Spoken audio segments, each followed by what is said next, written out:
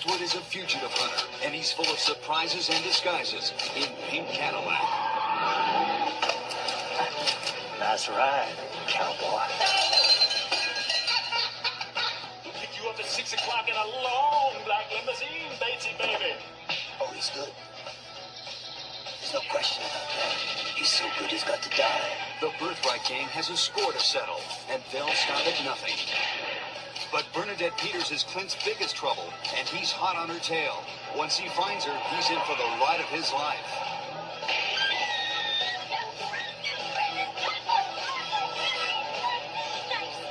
I got a warrant for that woman. Obviously a hardened criminal. I can tell by the Cupid bow lips. This is so wrong. Oh, this is grade A U.S. government green. Give me a break. Too much raw dude for you, huh, babe? Well, I can dig it. If my life were a movie, there'd be a sign on it saying, caution, some scenes are too intense for younger viewers.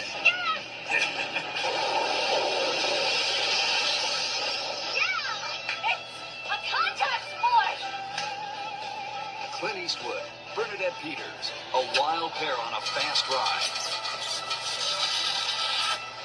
That rum. Didn't anyone ever tell you you shouldn't mess with a man's vehicles? Pink Cadillac.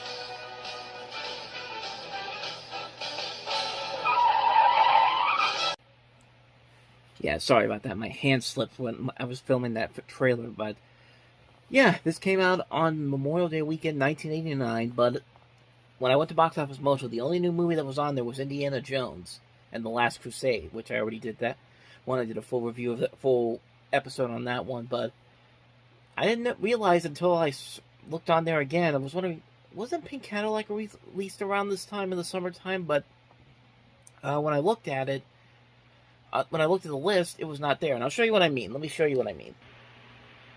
Yeah, so here's May 26th again.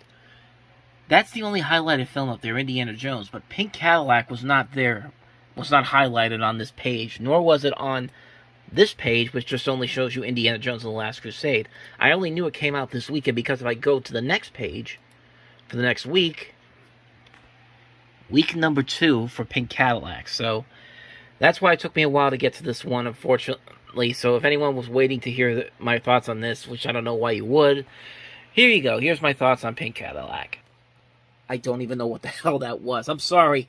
Like I said, I'm trying my best to get through this. I'm tired. It's been a long weekend, but anyway, Pink Cadillac. Yeah, this is not one of Clint Eastwood's best movies, unfortunately. I mean, God bless him. He's trying his best here. He's having fun with this, it seems like. He's got Bernadette Peters in here. Anytime you have Bernadette Peters in there, you automatically up the quality of a movie. But this movie really does not have any quality to it. Like, the best thing about this movie is Eastwood and Peters. They're both great together. Unfortunately, they're just not really given a whole lot to do here. A lot of what's in this movie is kind of generic, kind of forced, and doesn't really work as well as I think they wanted it to. I mean, this is directed by the same guy that did Any Which Way You Can, and actually did the Deadpool, which was the last Dirty Harry movie that came out a year before this. And that was actually a pretty good Dirty Harry movie. That was actually a pretty surprisingly good Dirty Harry movie that I don't think a lot of people really talk about. It's one of the early Jim Carrey movies, who's also in this one as well. And, yeah, the jokes in this one just really didn't work all that well. But, like I said, Eastwood and Peters, they're trying their best here to make this work. And I'm not going to lie, there are a couple moments where I'm just kind of like, okay, that's kind of funny, that's kind of intriguing, but nothing that I would really say is laugh out loud funny or anything, but yeah, that's my thoughts on Pink Cadillac. Not really a good movie, but I liked Eastwood and Peters, so that movie's taken care of. We can move on to the new releases this weekend, and we have Relentless. Officer Ike Taylor was so respected, so admired. Ike Taylor, hell of a cop. There was only one way his son could turn out. How come you're not on the job? It wouldn't take me. It would take you, Ike Taylor's kid, Delos. Buck Taylor doesn't need a gun. He's got the telephone. called to see if you were home. I have to kill you. Tonight. This lunatic is trying to show the world that he can pick anybody at random from a phone book and kill him.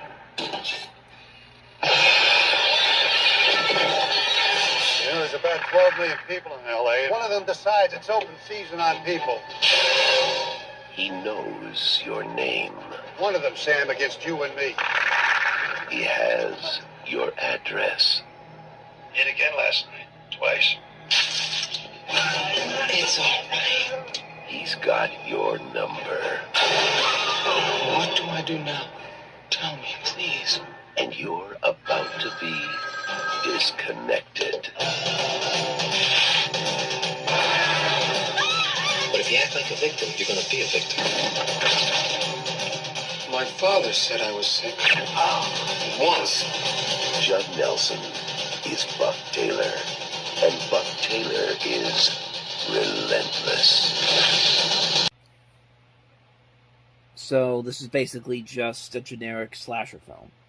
I mean, the killer's basically just taking random names from a phone book and saying, yeah, this is good. This is a good person I need to kill right now. That's pretty much what this trailer is implying here. I haven't seen this movie, but yeah, there's nothing about this trailer that's really making it stand out or anything. Like, it just doesn't look all that impressive. And this is a shame because this is written by Phil Robinson, who had just written Field of Dreams, which is a big hit for him.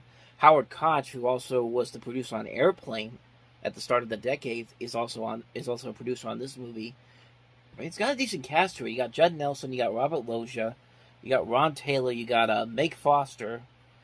I mean, it's a decent cast in here, but I don't know. There's just nothing here that just makes this stand out as anything other than just a generic slasher film. It's just, like, I don't find Judd Nelson threatening in this at all. He's been threatening in movies before, but just not this movie. I mean, this looks like a pretty bad movie, and this is done by the same people that also did Maniac Cop and basically the Maniac Cop trilogy, which are better movies, but this just looks like just kind of a generic crime thriller, like a generic slasher film.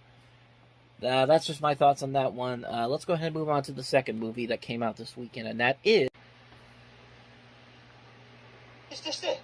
Have you finally gone round the friggin' pipe? We always have steak on Thursday. I'm not eating shite. Mother, you haven't put enough sugar in this cocoa. You go down and get us another spoon. She's only been back 5 minutes and she's got me strutting around like R2 bleeping D2. Hiya, Wall. Well, what's wrong with that? There's a woman 3 doors down talks to a microwave. Talking to a microwave. Whoa, what's the mail coming to? I think sex is like supermarkets. Just a lot of pushing and shoving and you still come out with very little at the end.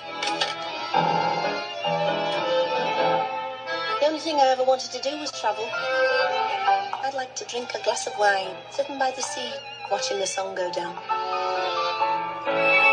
Not a feminist, not like Jane. All men are potential rapists. Even the Pope. Shirley Valentine got married to a boy called Joe. But somewhere along the way, the boy called Joe turned into him. I always have my tea at 6 o'clock. World exclusive. Joe eats late. We were at school together. Marjorie's an air hostess now. I'm not an air hostess. I'm a hooker. That's right, Melandra. I'm going to Greece for the sex. Sex for breakfast, sex for dinner, sex for tea, and sex for supper. Sounds like a marvellous diet, love. It's called the F plan. I hardly recognise myself these days. I love it here. Don't I rock? I've got this little dream about sitting at a table by the edge of the sea. I move table to edge of sea. I make your dream come true. The only holiday romance I've had is with myself. And I think I've come to like myself, really. I've fallen in love with the idea of living. Sherry, who are you talking to? Wall, Costas. Just a wall.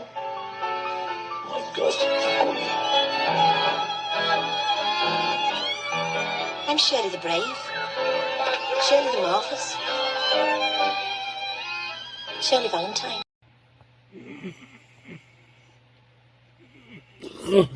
What happened? Oh yeah, Shirley Valentine, which, I'm sorry for that. Shirley Valentine, yeah, that was kind of boring. I mean, yeah, I got nothing on this one. Look, I understand what this movie is trying to be. I understand the people that would like this movie. I mean, this is based off of a one person show, which Pauline Collins actually reprised her role from the show. But other than that, though, it's just kind of like cool. I mean, you still didn't make a good movie. I mean, nothing about this trailer was all that interesting at all, and the movie itself was just kind of okay. And maybe I'm being a little too harsh. It wasn't the worst, but there was really nothing about it that made it stand out, honestly. Like, I'm watching this and I'm thinking, where's the enjoyment factor here? What am I getting out of this? I mean, maybe if I'm watching this on a Broadway stage like a Broadway stage or something, maybe I'd be more interested in it. But this is a movie, and I don't know. To me, it just didn't work for me. I know there are people that like this movie, but I mean, to me, I just thought it was not. Didn't hate it. So, I didn't hate it, but I didn't like it either. It was just kind of generic to me. Like, it was generic. It was kind of boring. I mean, this cast is trying their best. Everyone here is at least trying their best here.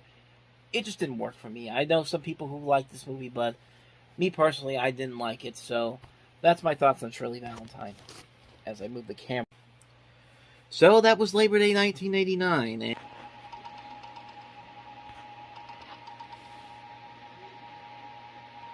a champion from the West. Now that you've beaten everyone there is to beat, what's next? A legend of the East. A competition that went too far. No! That's my brother! No! Your brother is paralyzed. He can never walk again. He's going to pay for this. The only way you'll find him is inside the ring. And you are not good enough! I'll get him. Now, an untested challenger seeks an unwilling master. May I help you? Uncle Xian's going to teach you. My uncle does not teach anyone anymore. I'm telling you, man. He's greater than a three-headed cat. Fight before? Yeah, I'm good.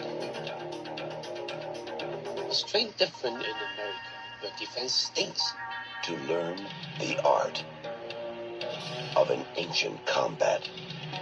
You must learn to be faster than any punch or kick. A combat where to survive, you must destroy. Do not let your emotion control you if you want to be warrior. Different culture, different world. We will fight the ancient way. Just listen. With your mind, your heart, your whole being. I will that fight for you and me. For honor. For love. For justice. Jean-Claude Van Damme. The power of a warrior. The heart of a champion. Kickboxer. yeah, I don't know what was going on with that trailer. I don't know if it was intentionally not supposed to have any sound effects in there, but that's the only trailer I could find, and that's what I'm sticking with. So, anyway, Kickboxer, which is Jean-Claude Van Damme's second leading role in a movie, but this is the first one that was sort of a success, and I say sort of a success because it was the only new release that came out this particular weekend. It didn't make a ton of money at the box office. It only made like $14 million, even though the budget on this was only $2.7 million. So, in a way, it did make a lot of money. It made $50 million worldwide. But yeah, Kickboxer. It's one of those movies where it's not really that memorable as far as being a good movie. It's more memorable for the stuff that has gone on to become known for meme status. Specifically, scenes like this one. It's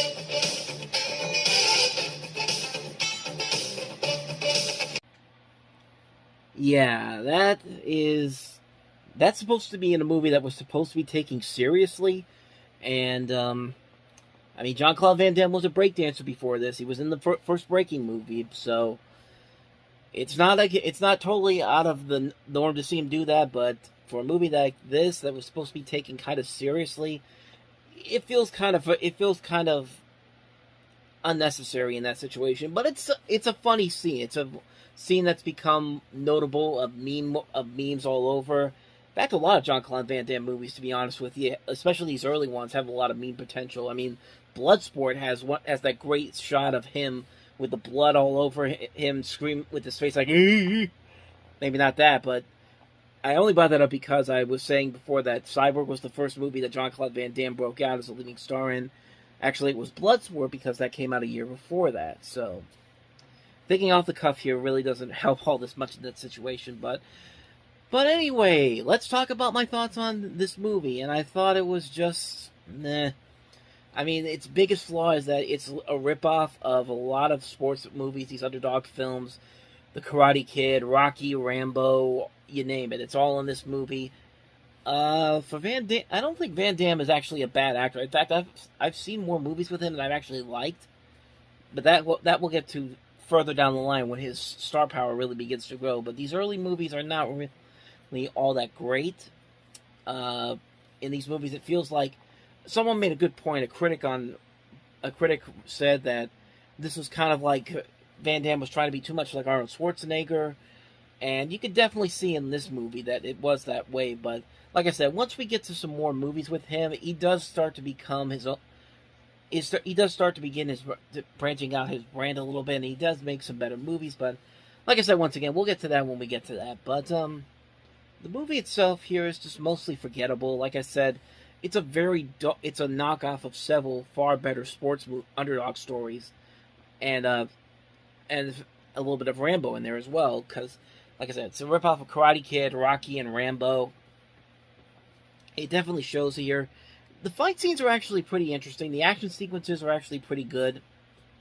But other than that, though, I really don't have much to say about this one. Like I said, this is not one that I watched numerous times so I can get a good idea of what to talk about here.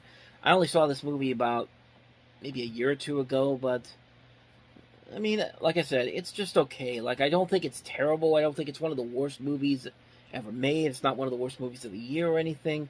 It's just there. I mean, there have been better movies that have been like this, especially with the same kind of predictable stories that this movie is trying to tell. They've done these movies much better. That's the best way I could probably describe this. It's not a bad movie, but the best moments here are the stuff that I think weren't intentionally supposed to be as funny as they are. I mean, like I said, this scene in particular still gets me to laugh every time. It's all right.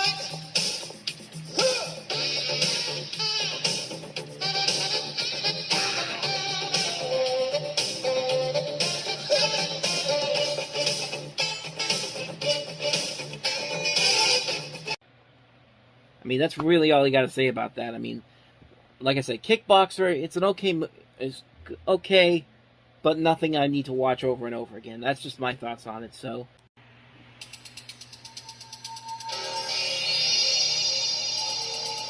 Don't you move! Use your outlet! Drop it! Drop it! I heard from one of you guys you caught a good one. Face down taxpayer back of the head in his own bed. Your guy put an ad in the Singles magazine, right? There's some psycho woman out there killing guys. Wanna know how we catch her? Put our own ad in. We set up dates with 30, 40, 50 of the ladies who answer. We take them out to some restaurant, some bar, get their prints on a wine glass. Bingo, she's dropped. I don't believe in wasting time on this kind of stuff. You know what you know and you go with it. You go with what? I believe in animal attraction. I believe in love at first sight. I believe in this.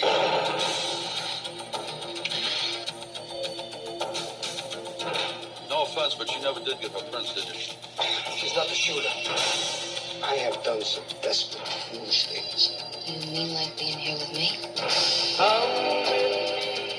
You're a good man. You never know. I always know. What are you nuts? You just met her. What are you looking for? She's a friggin' suspect, Frank. Just walk away. This is getting out of hand. What are you looking for? What are you looking for? So like I said, this was Al Pacino's first big movie after Revolution crashed and burned. But this movie was a much bigger success for him, and it was actually a much better movie than this. It's weird. We had a movie that was very similar to this just a couple weeks ago called Relentless, in which Judd Nelson was a guy who was killing people, random people, calling them on a phone. Except this time around, they're killing people through the singles column of the newspaper, the serial killer is. And it makes for a much better movie. This is obviously a much better film. It has a better director involved, Harold Becker, Richard Price, who had written The Color of Money, and he also wrote Clockers later on. And a good cast. You got, like I said, Al Pacino, Ellen Barkin, John Goodman. Great cast here. And, you know, for the most part, it's a really good movie. You can kind of predict you can definitely predict there's going to be something with Ellen Barkin's character, maybe being the killer, maybe. But the film does a good job of keeping the mystery interesting. They do a very good job of keeping the mystery interesting, keeping it so, you know, you have all these other pieces here that you need to figure out who the killer is. And I like that it didn't. And I like that it does that. I like it didn't just straight out tell you who the murderer is. And like I said, you got Al Pacino, you got Ellen Barkin, you got John Goodman. You're gonna have a good cast here. It's a very stylistic looking movie. It's definitely a really interesting film. It's one of those movies that I don't think a lot of people really talk about, but it's actually a pretty decent film. If you definitely haven't seen this movie, I'd say give it a shot. It's really worth a watch. So that's my thoughts on Sea of Love. Pretty good movie. Maybe not the best of this type of genre, but it's better than some of the other movies that we've already seen that have been like this. So let's go ahead and move on to the next movie, and that's Bruce Willis in Country. God, you miss everything. And you were just a country boy. And you never knew me. It's the summer of 1989. Oh, Sam, I wish your dad had been here to see you. I think he was, Ma'am. I felt his eyes on me. And before Sammy can find her future, Wait, we forgot Emmett. Come on, Uncle Emmett. Come get your picture took. This is history. she's got to discover the past. Well, can you tell me how he died? Oh, they don't tell you that, Sam. You ain't never gonna understand it. You don't want to. Well, I want to know about it. I got the right. When I get back to the world, this will be a dream. But now, the world is a dream. Come all of a sudden you gotta know about Vietnam. Did you get sprayed with Agent Orange over there, Emmett? Why? Something wrong with him? I believe my body was entered into by aliens and I was transported. Talk to me, Emmett. There's some things we can't stop thinking about. There's something you ain't never gonna understand. It's Leave it alone. Emmett! There's something wrong with me. Like there's this hole in my heart. There's just something missing. I can't get it back. In the mind of a girl, in the memory of a soldier, in the soul of a nation, the healing has begun. Bruce Willis, Emily Lloyd, In Country. In Country is, of course, Norman Jewison's follow-up to Moonstruck, and this is, I believe, Bruce Willis's first movie after he made Die Hard, which really ignited his career. And it's another one of those movies that could be kind of Oscar baity in a lot of ways. I could definitely see a lot of those tropes that you see in these type of Oscar bait movies, but for the most part, it's actually a pretty decent film. I think Bruce Willis and Emily Lloyd do a good job carrying the film overall. I like some of the music by James Horner is pretty good. I like some of the set pieces they have. I like the story they're trying to tell here. Like I said, it definitely has a lot of those, Oscar baitish type things, but it's not completely annoying. It's not something like on the same level to something like King's Speech or Green Book, which is I think is the worst type of Oscar bait movies that actually people were suckered into to give a Best Picture to. But I mean, this is a good movie. It's a good movie. Maybe not a great movie overall, but I think the performances really carry it out to make it more watchable than I think it has a lot of people thinking. So, In Country, decent film, not the best, but certainly far from the worst. It's actually a pretty good movie, I would say, honestly. That's my thoughts on that one. Let's go ahead and move on to the next movie, and that is The Big Picture.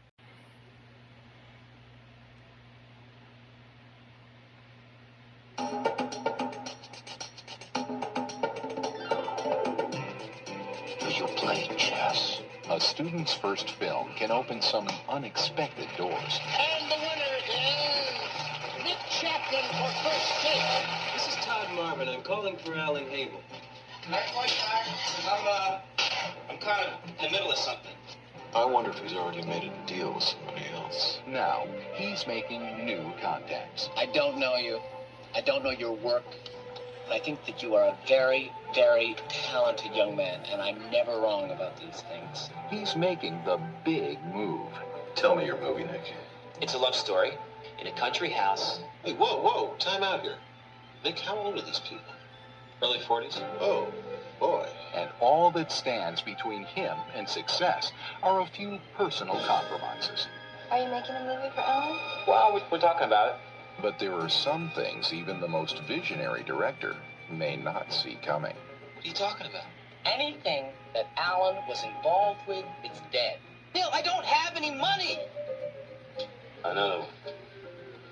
Whatever happened to that nice girl he used to bring in? You know, the blonde. She was a nice girl. Don't come any closer, Nick, unless you want to walk funny for the rest of your life. She's just an actress, baby. A no-talent bimbo actress. But with a new approach. They want to make a video. They got any money? I'll do it. Some hard work. Nick, hi, it's your agent. Listen. And a little luck. So I recommended Dick Chapman for the picture. I hear he's incredibly unavailable. He may finally be getting the big picture. Myra's a genius. I want to talk to him. Want to take a drive? Alan needs to talk with you as soon as possible.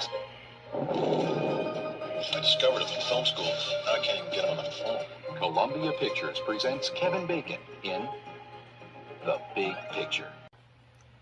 You know, it's interesting, the David Putnam era at Columbia Pictures was not one of the best eras for Columbia Pictures, but there were those bright spots. Of course, The Last Emperor was one of the biggest ones. I talked about that on a post I did yesterday, on my take-on post, if you want to go check that out. But he was known for greenlighting smaller movies at Columbia Pictures, and he found some gems in there. This was definitely one of those movies that I don't think a lot of people really think about, but it's Christopher Guest, and this was Christopher Guest's first major motion picture. And of course, he's gone on to make several great comedies during his time as a filmmaker, and he's also done a lot of good TV and all that. And this was actually a pretty good movie. It's a movie that's targeting Hollywood in general. In fact, Columbia Pictures really did not like this movie because they thought it was satirizing them too much. And in the end, it makes for a very funny satirical comedy. It's a comedy that I don't think a lot of people really look at as one of the greats, but it's a very underrated movie. It's got a great cast to it. Kevin Bacon, J.T. Walsh, Jennifer Jason Leigh, Michael McKean, Terry Hatcher, got Eddie Albert, Richard Belzer, John Cleese, Stephen Collins, Fran Drescher, June Lockhart, Roddy McDowell, Elliot Gould, Martin Short. You see a lot of him in the trailer, but he's uncredited in this, and he's actually pretty funny in this. They've got a great cast involved here, and they do have a lot of good funny moments in here. It's a very underrated movie. I think a lot of people really should take another look at it. The Big Picture. It's a movie that, like I said, not a lot of people know about, but you probably should. So let's go ahead and check out the last film, which is... Adrian LeDuc is about to make an arrangement. I was inquiring about the apartment next door. An arrangement with a man he will never forget. Quiet, tidy, single person to share a large flat. There's only one rule here, and that is avoid the neighbors. You probably think I'm paranoid. Well, perhaps I am. Adrian wants to trust him. Well, he's an American, part of your exchange program. What do you mean he isn't listed? Of course he's listed. But Jack has many secrets. A past that he has kept well hidden. An American mercenary, passed off as a subversive. Let's get out of here. Let's go pick up some chicks and have some fun. What do you say? You're talking about casual copulation, and I'm sorry, it's not for me. What does my little girl need? A past that he is now ready to share. Who are you? Whoever you want me to be. A man on the edge. Jack, if that is a mask, take it off now or keep it on forever. He's lying to me, Mother. A master manipulator. not going to spoil this friendship, are you? There is no recognizable look to the killer. He could be anyone, even your next-door neighbor. I'll clean the carpet, I promise. Someone is bound to get the upper hand. And only one will survive in Apartment Zero. Should we cut her in half?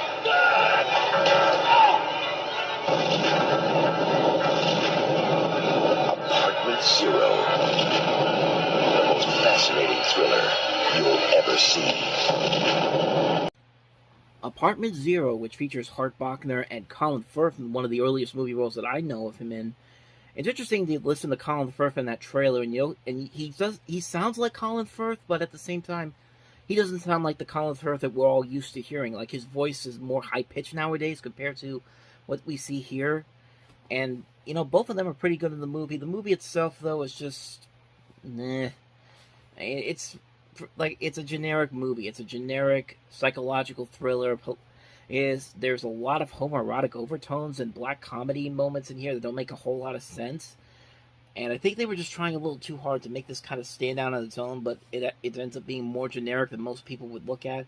And they try to give that the edge with some of the stuff they do here, but a different edge to it, but it just doesn't work here. There's just so much here that we've seen done over and over, time and time again, and done much better, but not in this movie, though. The performances are good. The movie itself, not so much. Hard pass on Apartment Zero, unfortunately.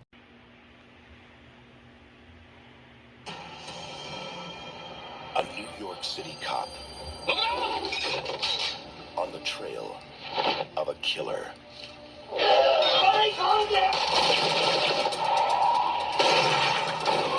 From the back alleys of Manhattan Our victims are certainly Yakuza. to the streets of Japan. Because of your negligence, a man we've wanted for a long time has been lost. Look, we'll take some of the heat for this, but we're not taking the rap. You see, there's a war going on here between Sato and an old-time boss named Sugai. And they don't take prisoners. So where's your boss?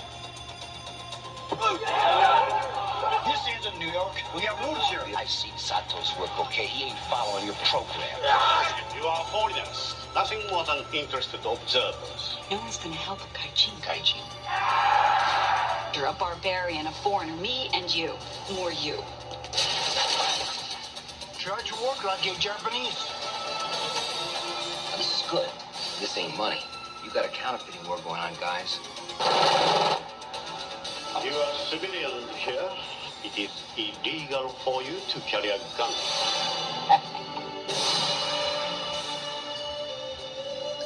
Some tells me we should cut our losses and let the locals handle it around here. I can't go back without him, Charlie.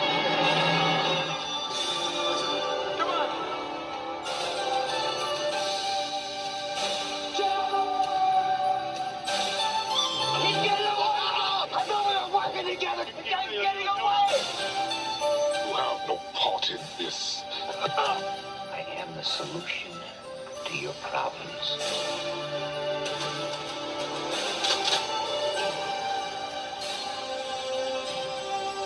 Well, it's not over yet. Here I am, Nick! You can get him, boss. You and me. Michael Douglas, Black Rain. So Michael Douglas and Andy Garcia play two New York City police officers. They arrest a member of the Yakuza, take him back to Japan, and they find themselves getting dragged deeper and deeper into the Japanese underworld with all these different things going on. This is what you would expect from the same man that directed Alien and Blade Runner. There's definitely that Blade Runner-esque vibe to this movie with the visuals and all that, and it's just a pretty good movie overall. I mean, Michael Douglas and Andy Garcia are great. Kate Capshaw in particular was really good in this movie. The action sequences are very well done. Hans Zimmer, in one of his earliest musical scores that he did, very good. Ridley Scott's direction is great. The editing by John DeBond is very good. John DeBond actually did the cinematography on this, but the editing overall was pretty good, and the cinematography is really good. You could say it's a little bit formulaic in a way. It definitely has a lot of those elements there to it, but it's still overall a really good movie. I had a good time with it. It's a really solid interesting looking film. It's a movie that I think did its job better than Sea of Love did last week, which Sea of Love was actually a pretty good movie, but definitely prefer this one a whole lot better. So, yeah, that's my thoughts on Black Rain. So let's go ahead and move on to the next movie, and that is A Dry White Season. In a world riddled with fear, why would he commit suicide? I said they say he committed suicide. How much will one man risk? I want to talk about survival. To expose the lies. My counsel to you is to just give it up. Do not give it up. A Dry White Season. Exclusive engagement now playing. Starts October 6th at other select cities. Check local list. Starring Donald Sutherland, also features Marlon Brando in a role that actually got him an Academy Award nomination, even though he only shows up for a very small amount of time in the movie. I think he's only in it for about 10 minutes in particular, but the movie itself looks pretty promising. I haven't seen it before, so I can't really comment on it a whole lot. But from what I see here, I hear a lot of good things about it. It definitely looks like a unique-looking film. And I haven't heard anybody say it's a bad movie in particular. It just feels weird that Marlon Brando in particular gets an Oscar nomination just because he was in the movie for, from what I hear, at least 10 minutes. But maybe it was a good 10 minutes. I mean, I don't know. There was a lot of good supporting performances that kind of got overlooked for this. But, yeah, like I said, I haven't seen the movie, so I can't really comment on it. But the trailer definitely does show a lot of promise to it. And like I said, I've heard people say it's not a bad movie, but I don't know. Maybe I'll check it out at some point, but the trailer definitely shows a lot of promise to it. So let's go ahead and move on to the next movie, and that is Blood Fist. Major martial arts movie starring the greatest kickboxers in the world. For 2,000 years, Taekwondo has evolved as the deadliest art of the Orient. Here, an American kickboxing champion is murdered. Now, his brother has set out to find that killer. I advise you in the strongest of terms. Leave Manila today. But to find the killer, he must first battle the world's most lethal warriors. World Karate Champion Billy Blanks. Junior Light Heavyweight World Champ Rob Common. Aguilar, Southeast Asia Kickboxing Champion. And starring Don the Dragon Wilson, highest rated champion in kickboxing history. You have 4 matches in 4 days. Lose 1 and you are out. Now he must prepare to enter the ultimate competition. To win the battle of hand-to-hand full-contact karate. Don Wilson is quite frankly a one-man army. American Karate Magazine. Don Wilson is by far the most exciting fighter on the scene today, inside Kung Fu. Don Wilson is the greatest kickboxer of all time, Black Belt Magazine. Blood Fist, where every means to fight, every deadly opponent, clash. And only one will triumph. Blood Fist, a gathering of the most awesome human weapons. Another one of those movies that's very formulaic. I mean, this is pretty much almost identical to something like Bloodsport or Kickboxer. But this time around, this movie in particular features some of the greatest kickboxers of all time. You got, as they say in the trailer, Billy Blanks, Rob Kaman, Don the Dragon Wilson.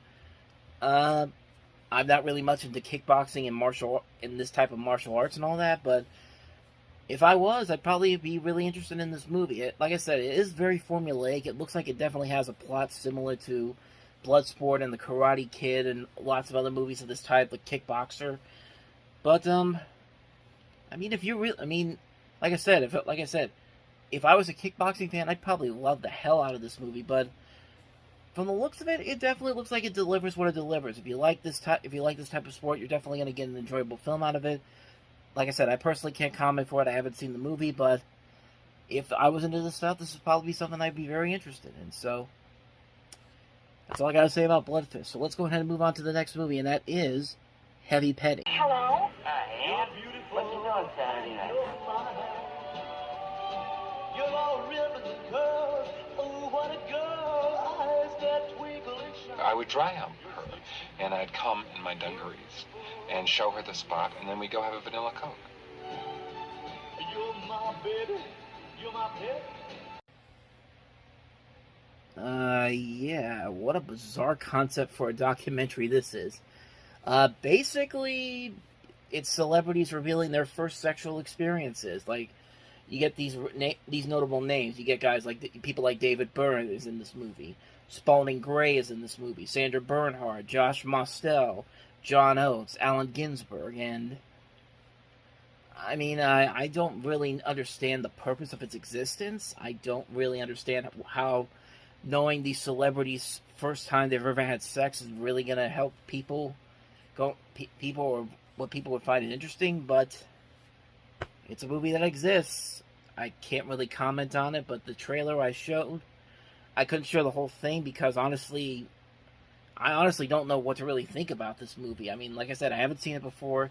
I haven't heard a lot of great things about it either, but if you ever wanted to know what Sandra Bernhard did for the first time she had sex, there you go. I mean, that's all I got for you on this one. This is a bizarre concept, but somebody made it, so it's out there, but it's probably not something I'm not going to be too interested in. So, anyway, that's Heavy Penning. Let's wrap this up with a much different movie, Eric the Viking.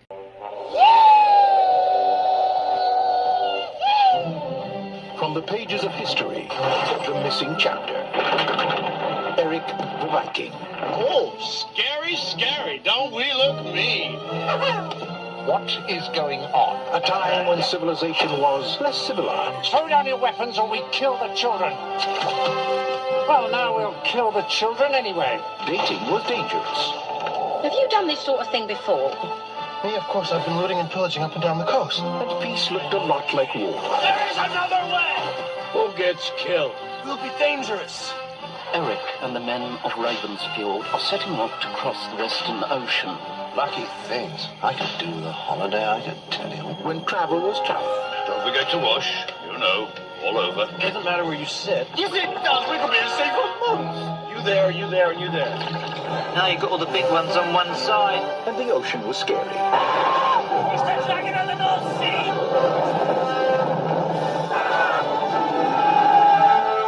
A time of lust and confusion. She's got no clothes on. It's disgusting. Let's hack her to pieces.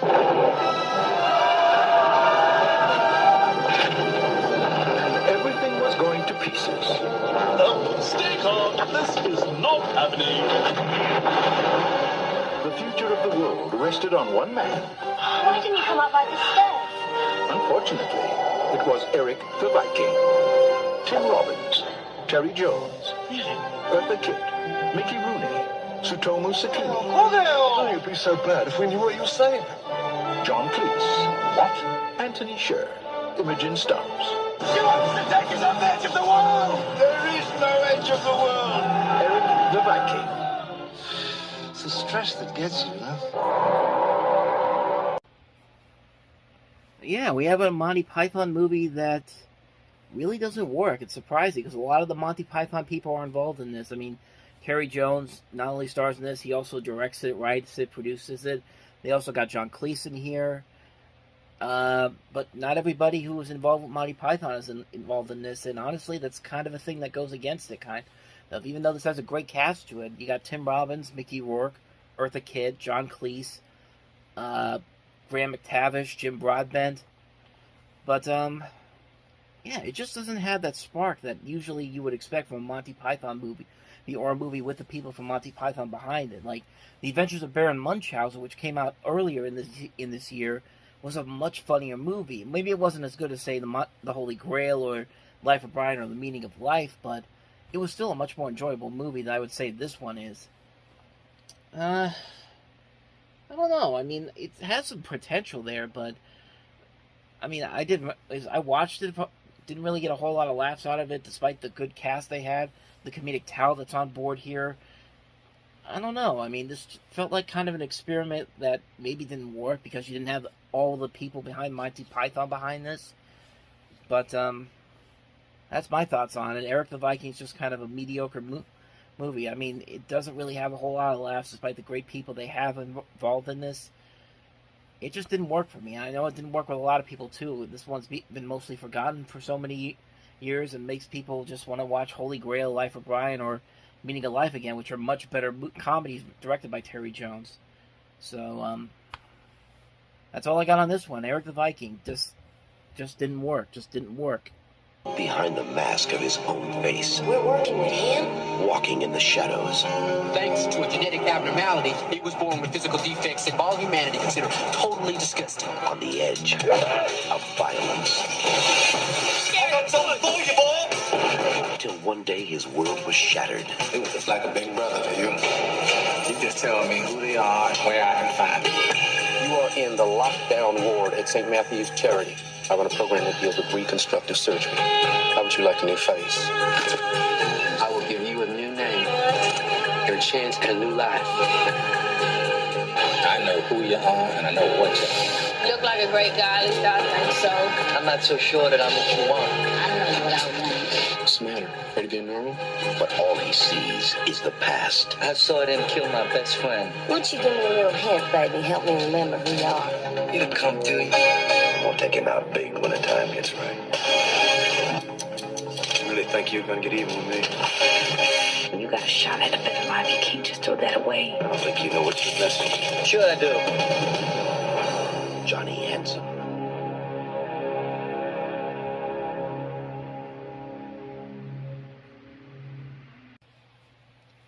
Well, you know, from the looks of this trailer, it looks like they're doing kind of a mix of Mask, that 80s Beauty and the Beast show with Ron Perlman as the Beast, and mixing it in with, like, a typical crime thriller. And, like I said, I haven't seen this movie before. I've heard of it. I've heard of this name of this movie before. I didn't know how big of a cast this had, because you have Ellen Barkin, of course got Mickey Rourke in the title role, but you also have Ellen Barkin, Elizabeth McGovern, Morgan Freeman, Forrest Whitaker, Lance Henriksen. I mean, you just got a great cast here. And Walter Hill, this was right at the peak of his career when he was making movies like The Warriors, 48 Hours, Boosters Millions, Crossroads, Extreme Prejudice, Red Heat. This was right when his popularity was at its highest. And then, I heard and I see that the movie did not do so well at the box office. It wasn't a big hit. It wasn't a huge disaster, but it was a disappointment. I think there was a lot of expectations for this because Mickey Rourke was also a big name at the time. But from what I see here, the movie doesn't look that bad. I mean, it looks actually pretty promising in particular because I do think Mickey Rourke is a good actor. I think he's done movies where he's proven that he could be a really good actor, and there's a lot of, and it definitely shows that in this movie that I see here, plus The Wrestler, which he got nominated for an Academy Award for almost 20 years later. There are a lot of similarities between this movie and The Wrestler.